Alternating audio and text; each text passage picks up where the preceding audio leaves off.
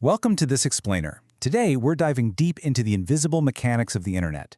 Have you ever actually wondered how data travels across massive enterprise networks with absolute pinpoint precision? Behind the scenes of every single email you send, every web page you load, there's this incredibly complex, elegant system at work. Seriously, think about it. Imagine the internet is a constantly shifting, massive global city. But here's the catch. In this city, there is zero permanent street signs. And roads? They can just close without any warning whatsoever. So how do millions of data packets know exactly where to go without just getting completely lost in all that chaos? Well, the answer lies in the dynamic routing algorithms running in the background. And that brings us to our solution for today, the Link State Routing Algorithm. It's a dynamic system used to determine the absolute best path to a destination network within an autonomous system. Basically, you can think of it as a crowdsourced traffic app for your data. It calculates routes by continuously monitoring the state and the cost of every single link in the network. Here's how we're going to structure our explainer today. We've got 1. The Internet's GPS system. 2. Mapping the network topology. 3. Calculating the shortest path. 4. Adapting to network changes. And finally, 5. Weighing pros and cons. Let's get right into it. Section 1. The Internet's GPS system. Building the map. To really wrap our heads around this algorithm, imagine routers acting like everyday commuters who are building a real-time collaborative map together. The core philosophy here is actually pretty straightforward. It calculates routes based entirely on the state and the cost of links. So just like your GPS app factors in, physical distance and sudden traffic jams, this algorithm relies on real-time status. Like, is the link currently up or down? And what's the specific cost, like bandwidth or delay, of those network links? Section 2. Mapping the network topology, gathering the data. Okay, so this highly technical process actually breaks down into some really clear phases. In this first chunk of the algorithm, routers maintain their initial data in a topology database, package that info up, share it rapidly with peers, and then compile everyone else's shared data into one massive master map. Let's look a bit closer at that sharing phase. Step 2 introduces the Link State Advertisement, or LSA. You can think of an LSA as a router generating a quick, highly specific traffic report. Periodically, a router wants to tell its neighbors exactly what the roads look like in its specific local area. So it sends out this LSA containing the state of its links, whether they're currently up or down, and the exact cost associated with using them. And that introduces the third step, the LSA flood. This is where the system's efficiency just really shines. When a router receives an LSA from a neighbor, it doesn't just sit on it. No way. It immediately relays it to all of its other neighbors. This flooding process ensures every single router in the network gets consistent, updated information instantly. It spreads the word like a viral emergency alert. Because of that rapid flood of information in Step 3, we arrive at Step 4. Every single router successfully builds a Link State Database, or LSDB.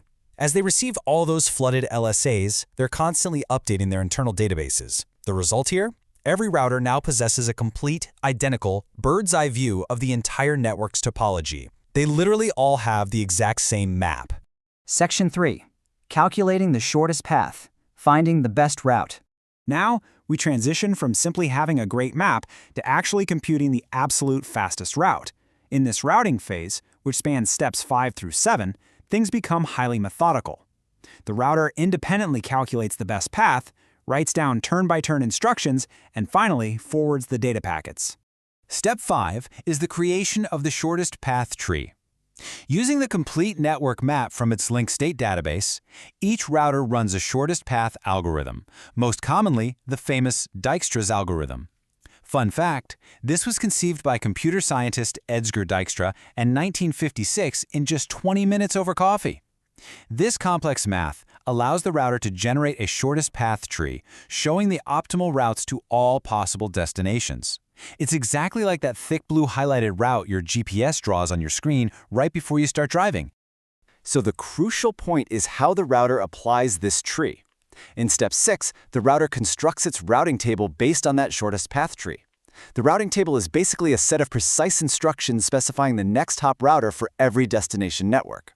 Then, in Step 7, when a packet actually arrives, the router simply consults this table, finds the correct next hop, and forwards the packet right along. It's incredibly efficient.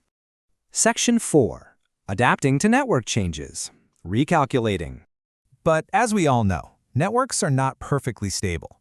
The real world is full of hardware failures and accidentally severed fiber optic cables.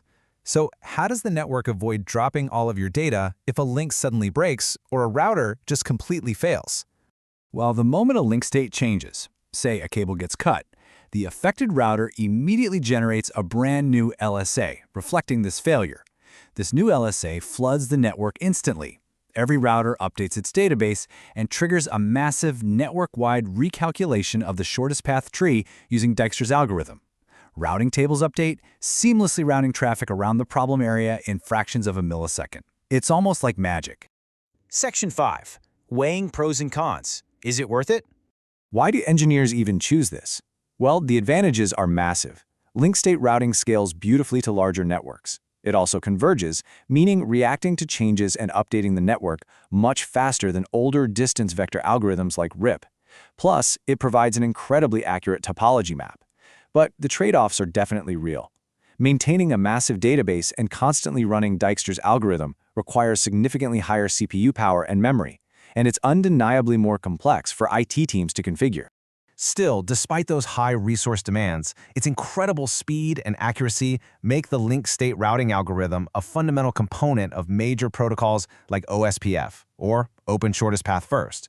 Because of its massive scalability, it is actively powering the modern enterprise and service provider networks that we literally rely on every single day.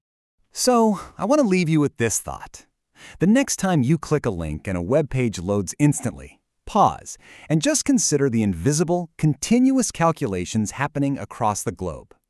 Thousands of routers are generating LSAs, flooding databases, and recalculating shortest path trees, all to find your specific data packets the absolute perfect path home. How much lightning-fast collaboration just happened to deliver this explainer right to your screen? It really changes how you look at the internet, doesn't it? Thanks for joining me today, and keep exploring.